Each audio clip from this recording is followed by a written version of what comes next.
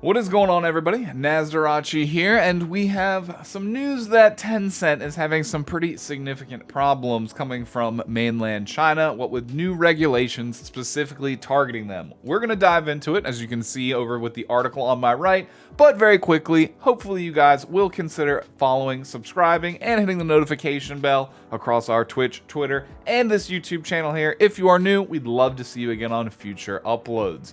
Now, with that being said, China has suspended Tencent from updating existing apps or launching any new apps or games, period. This is as of about 2 days ago of me recording this. The Chinese Ministry of Industry and Technology, Information Technology, has basically found unfavorable things about Tencent and have put them in a state of freeze. Now, if you want to compare this to something from the West over here that's much smaller scale, we did have that Friday the 13th incident. If you guys are familiar with the game, of course, it came out, it became very popular, people were playing a lot of it, and the developers were constantly planning to add new content to the game, new playable game modes, kind of like where a survivor is the killer and it's like a mystery instead of Jason, and they had new cosmetic packs, all different types of maps and content planned for the game. Then the lawsuit happened, and essentially that froze the status of the game where the developers couldn't add any of that new content. They couldn't really update the game whatsoever, but it was still live and available to purchase in stores, available to play for those of the people who owned it. Basically, they didn't completely shut it down, they just completely froze it. And essentially, that is what China has done to Tencent. And that is, again, across their apps, like things like WeChat that they manage, as well as games like PlayerUnknown's Battlegrounds and things of that nature. So the games are still technically live, but they are unable to be updated, changed, or really manipulated in any way until there's resolution to this.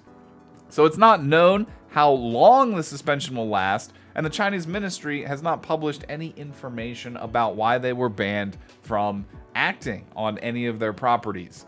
China, again, has suspended Tencent Holdings from updating its existing apps or launching any new apps as a part of a temporary administrative guidance against the tech giant. The Chinese media outlets, including Shanghai-based ChinaStarMarket.cn, have reported this, so it is a legitimately official thing.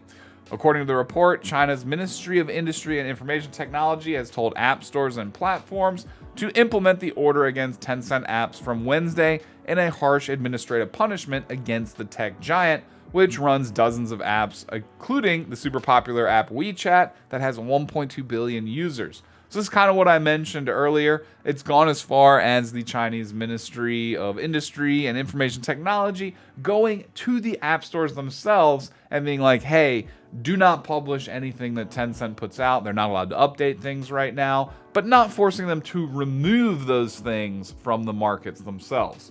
So Tencent has said in a statement that it is cooperating with the authorities on inspecting its apps, which indirectly confirmed the report that the news outlets had put out.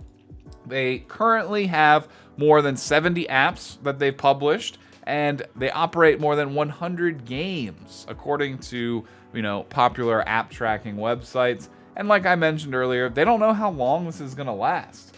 And it doesn't really specify in this article how much fallout will there be to the international market. As we know, Tencent is, combined with companies like Riot Games. They produce the things like League of Legends. They also have PUBG in a global sense where it's available worldwide, and plenty of other games. And if they are severely crippled in their home territory, is there a world where they migrate their company out of China, their headquarters? Or does it cripple everything that they do, which then spreads out and is felt by the rest of the world? It really depends on how much control they have of things going on outside of China, because it's very clear they don't have much control of things going on inside of China. These regulatory moves come amid Beijing's ongoing scrutiny of the country's tech sector. Beijing has been turbocharging its legislative efforts to regulate data in the country, having enacted the cybersecurity law back in 2017, followed by the data security law this September, which requires firms to undergo security assessment to gain approval before sending user data overseas.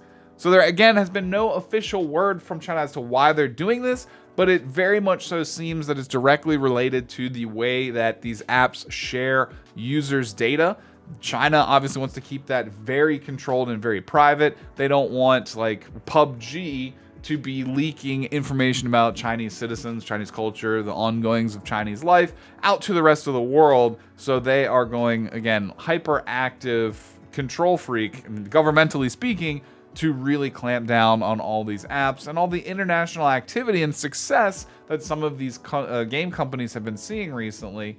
And there's also that thin moral guise of wanting to protect children from gambling, from like losing their manhood or whatever the excuse is to becoming like a couch potato playing video games. Some of the stuff loosely related to like gacha and gambling in video games, I think most people could probably get behind because those systems are seen as very greedy and toxic in many situations.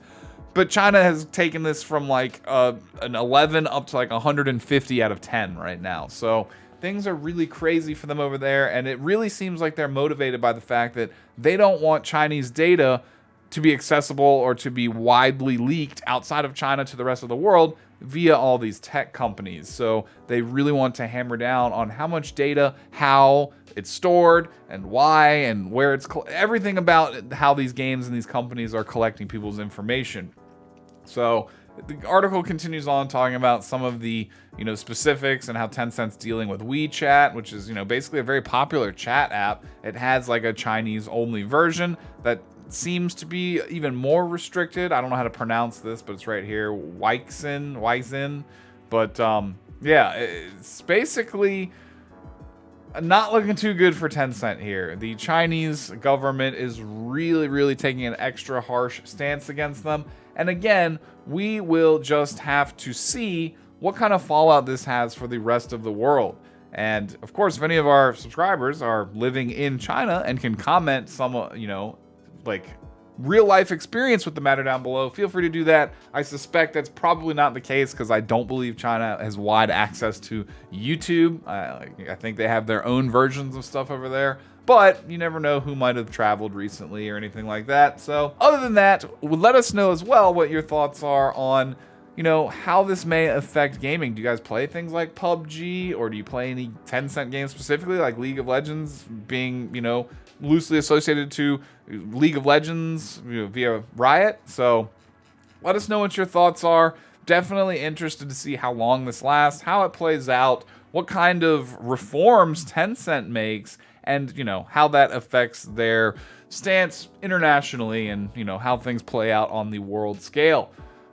Other than that, not too much news for this video. I want to keep it as short as possible. So again, comment down below what your thoughts are. Like the video if you did enjoy it. Maybe it'll get some more traction, help spread it out. And until the next one, this is Nasdorachi. Peace out and have a great weekend. We'll see you next time.